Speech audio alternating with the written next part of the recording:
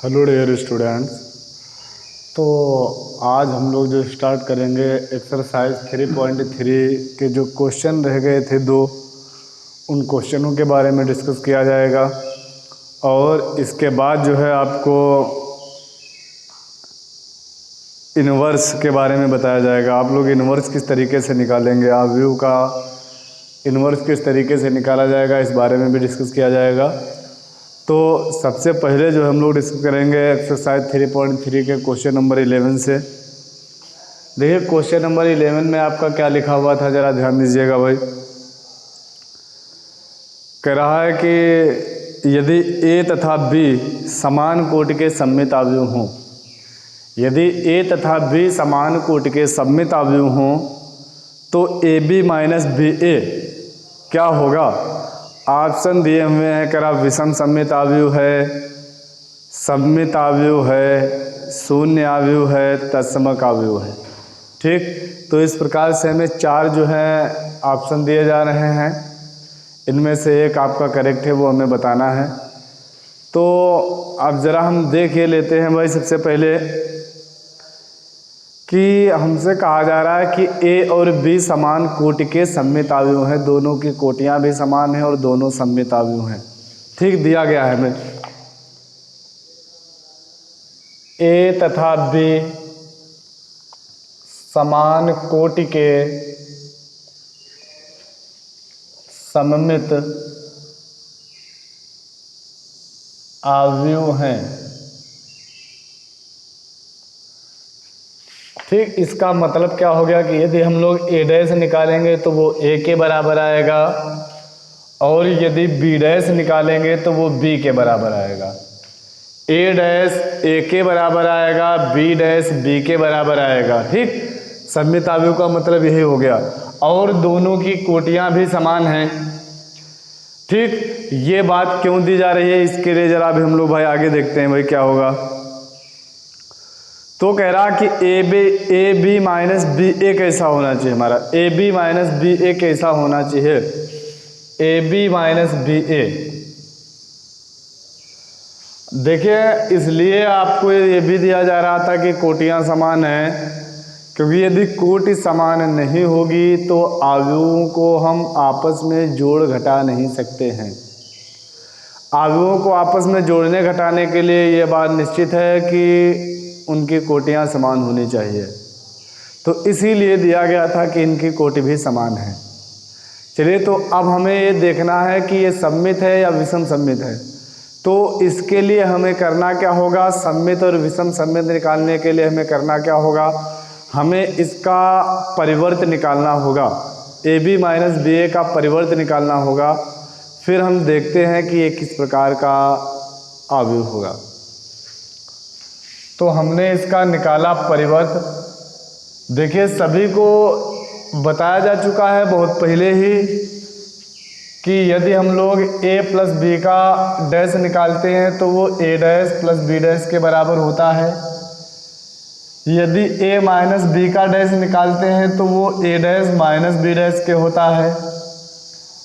यदि A B का whole dash निकालते हैं तो वो b डैश a डैश के बराबर होता है। ये बात आपको पहले बताई जा चुकी है।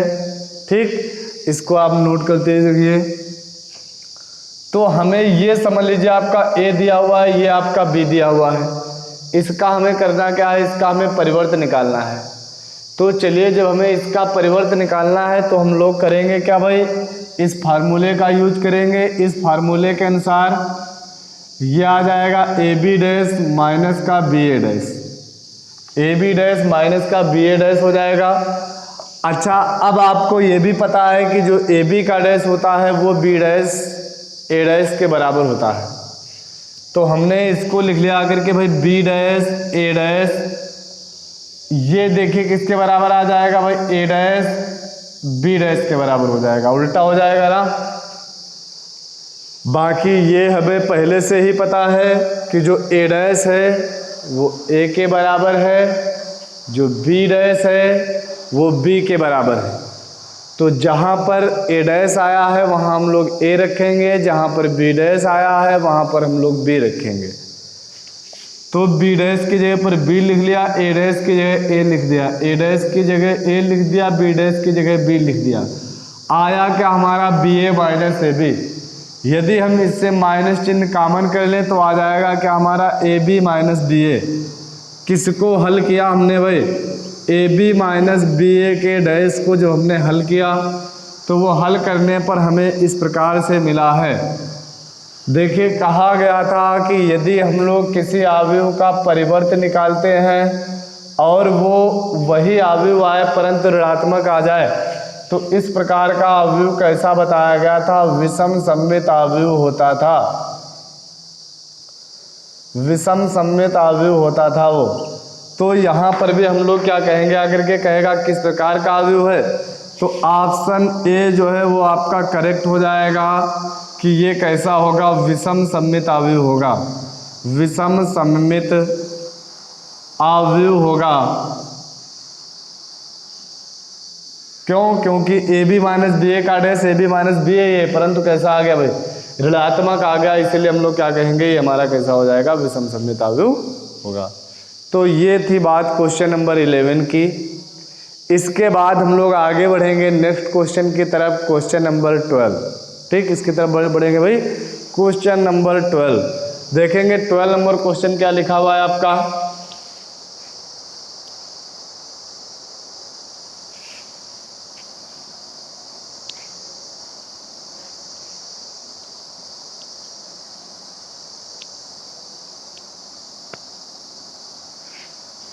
देख लीजिए भाई। क्वेश्चन नंबर 12 आपका क्या लिखा हुआ है, देखिए यहाँ पर हम लोग 12 नंबर क्वेश्चन में लिखा हुआ है आपका कि यदि a इज इक्वल टू, यदि a is equal to cos alpha sine alpha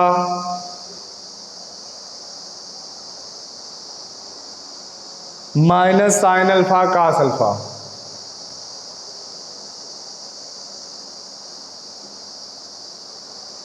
अच्छा भाई, तथा a plus A dash is equal to I, a plus A dash is equal to I, तो अल्फा का मान कितना होगा, तो अल्फा का मान कितना होगा। ठीक, ऑप्शन दिए में π/6, π/3, पाई और 3π/2, इनमें से हमें बताना है कि कौन सा ऑप्शन जो है इसका करेक्ट होगा। तो देखिए भाई, सभी को ये बात पता है कि हमें देखिए क्वेश्चन में ए डैश दिखाई पड़ रहा है, इसका मतलब कि हमें ए डैश निकालना है, इसका मतलब हमें ए डैश निकालना है। अच्छा, तो ए तो हमें दिया ही जा रहा था, ये दिया हुआ है, परंतु ए डैश हमने निकाला, और जैसे ए डैश निकालते हैं काम वही करना पड़ेगा। पंक्ति को स्तंभ में ले आएंगे और स्तंभ को पंक्तियों में पहुंचा दिया जाएगा। पहली पंक्ति को हमने पहला स्तंभ बना दिया, दूसरी पंक्ति को दूसरा स्तंभ बना दिया, ए डैश निकल आया। और ये 2x2 का अवयव ए दिया जा रहा था, तो इसलिए हम लोग जो आई, जिसे हम लोग इकाई का तस्मक अवयव कहते हैं, वो भी x2 का ही यूज किया जाएगा, 2x2 का ही यूज करेंगे हम लोग। देखते हैं, तो यहाँ से भाई आई क्या हो जाएगा हमारा, आई हो जाएगा 1001, आई क्या आ जाएगा 1001। अब देखते हैं यहाँ से a plus A dash is equal to I आपका दिया जा रहा था, a plus A dash is equal to I, तो a plus A dash is equal to I, a का मान आपका ये दिया जा रहा है भाई, cos alpha sine alpha minus का साइन अल्फा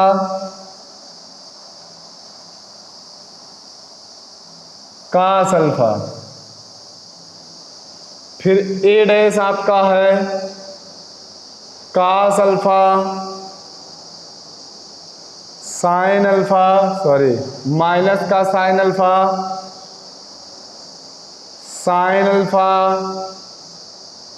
कास अल्फा। और I आपका हो जाएगा यहीं पर 1001। ठीक, तो कुल मिलाकर के सभी मान हम लोगों ने लिख लिए, है ना। अब हम लोग इसको जरा सॉल्व करते हैं भाई। पहले देखिए हमें करना क्या है, दोनों को जोड़ लेना है। जोड़ते हैं, कास अल्फा हो गया 2 cos alpha, sine alpha plus का माइनस का जोड़ेंगे 0, साइन अल्फा प्लस माइनस का है 0, कास अल्फा 2 कास अल्फा,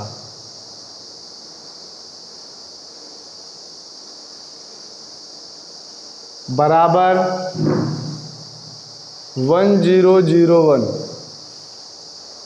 अब देखिए हम लोग क्या करेंगे, कंपेयर करेंगे, इसकी तुलना करेंगे आकर के अवयवों की।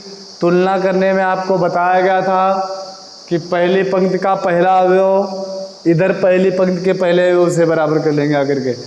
देखिए अब चाहे हम इसकी तुलना करें तब भी बात वही रहेगी, चाहे ये करें तब भी बात वही रहेगी। तो हमने लिख लिया करके क्या तुलना करना है कि 2 cos alpha is equal to 1, 2 cos alpha is equal to 1, तो cos alpha is equal to 1/2। अब जरा बताइए भाई, cos alpha is equal to 1/2, cos में 1/2 वैल्यू किस मान पर होती है? साइन में तो ये वैल्यू होती है π/6 पर, कास में जस्ट उल्टा हो गया करके किस पर, π/3 पर। तो ये जो 1/2 जो वैल्यू है ये किसकी है? π/3 पर वैल्यू है। तो हम लोग यहाँ पर लिखेंगे आकर के क्या भाई, cos alpha is equal to cos π/3। तो अल्फा इज इक्वल टू π/3, तो अल्फा की वैल्यू हमें पता चल गई, कितनी निकल कर आ गई भाई आपकी, π/3 अल्फा का मान निकल कर आ गया है। ठीक, तो देखेंगे ऑप्शन नंबर कौन सा है ये, तो ऑप्शन नंबर बी जो है आपका, बी ऑप्शन ये करेक्ट हो जाएगा। कितना होगा, π/3 होगा करके। तो ये था हमारा क्वेश्चन नंबर 12। इसी के साथ हमारी जो एक्सरसाइज हमारे यहाँ से एंड हो रही है।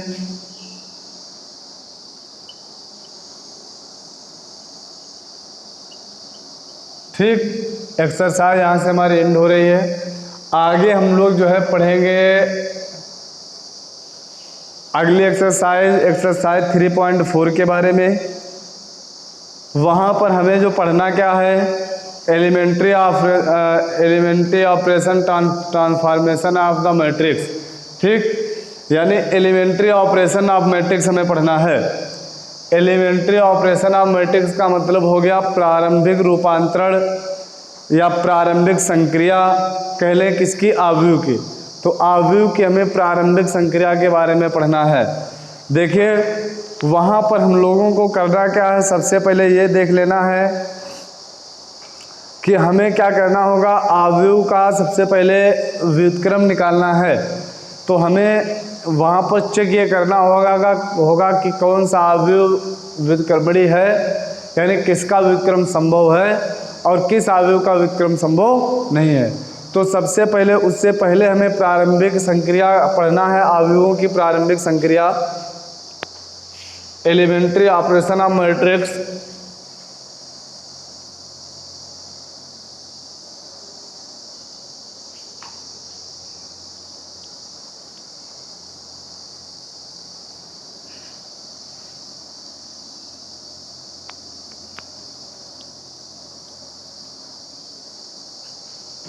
ठीक है, देखिएगा प्रारंभिक संक्रिया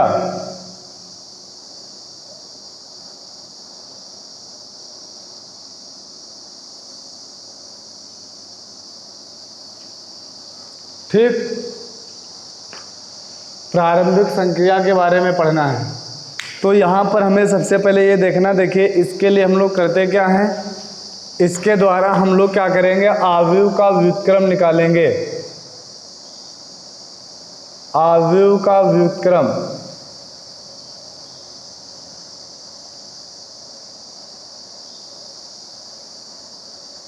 प्रारंभिक संक्रिया के द्वारा हम लोग क्या करते हैं, अवयव का व्युत्क्रम ज्ञात करते हैं। अब बात आप लोग ये समझ लीजिएगा कि ये जो टॉपिक आपका रहेगा बहुत ही इम्पोर्टेंट टॉपिक है, क्योंकि इस टॉपिक पर एक क्वेश्चन आपका बोर्ड एग्जाम में पूछा जाता है और ये जो क्वेश्चन आपका पूछा जाना है ये आपका लॉन्ग में आता है, 8 नंबर का क्वेश्चन आता है। ठीक, तो 8 नंबर का क्वेश्चन यहाँ से बनना है, बिल्कुल भूल चूक नहीं होनी चाहिए, बहुत ध्यान से इस बात को समझना है। अगर 8 नंबर आपको लेने हैं तो 1% से ज़्यादा आपका बनेगा करके, तकरीबन 1.5% से ज़्यादा भी। ठीक, तो हम लोग क्या कहेंगे, यहाँ से 1% आपको गायब नहीं होने देना है। और ये बात याद रखिएगा, ये क्वेश्चन पूछा जरूर जाता है, आता जरूर है क्वेश्चन ये, तो हम लोग समझेंगे आकर के भाई प्रारंभिक रूपांतरण क्या होता है। देखिए, इसके द्वारा हम लोग अवयव का व्युत्क्रम ज्ञात करते हैं। तो सबसे पहले ये चेक करना होगा कि किस अवयव का व्युत्क्रम निकालना संभव होता है और किस अवयव का व्युत्क्रम निकालना संभव नहीं होता है। तो हम लोग क्या कहेंगे, देखिए अवयव का व्युत्क्रम ज्ञात करते हैं तो इसके लिए क्या कहेंगे, व्युत्क्रमणीय अवयव के लिए शर्त क्या होती है,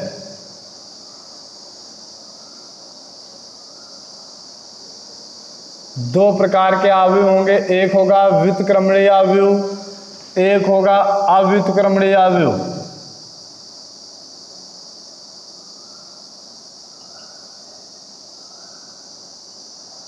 एक होगा व्युत्क्रमणीय अवयव तो एक क्या होगा, अव्युत्क्रमणीय अवयव।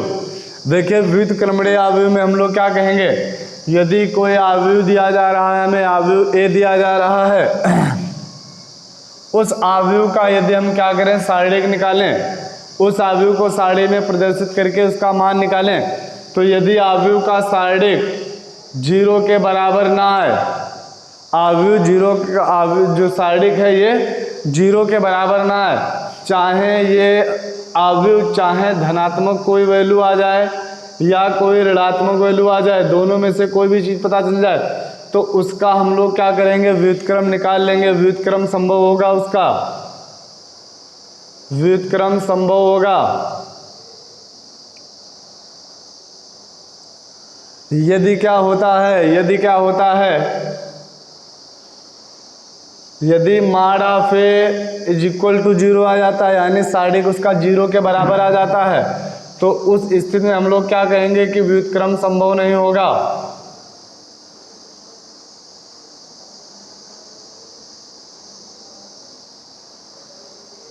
उस स्थिति में हम लोग क्या कहेंगे कि व्युत्क्रम संभव नहीं होगा। अब इतनी बात आप लोगों को कंफर्म हो गई होगी कि किस अवयव का व्युत्क्रम संभव होगा और किसका व्युत्क्रम संभव नहीं होगा। अब देखिए, यदि अवयव का व्युत्क्रम संभव होता है, यदि अवयव का व्युत्क्रम संभव होता है, ए इनवर्स संभव होता है, तो हम लोग क्या कहेंगे कि हम लोग भाई निकालेंगे कैसे इस चीज़ को, प्रारंभिक रूपांतरण के प्रयोग द्वारा किस तरीके से निकाला जाएगा। ठीक, अब देखते हैं, जरा ध्यान दीजिएगा।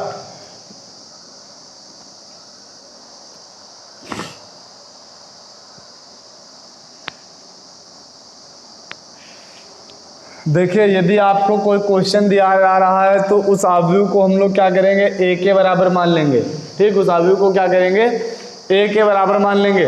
याद रखना है भाई सभी को कि A inverse is equal to I के बराबर होता है। A inverse is equal to I के बराबर होता है।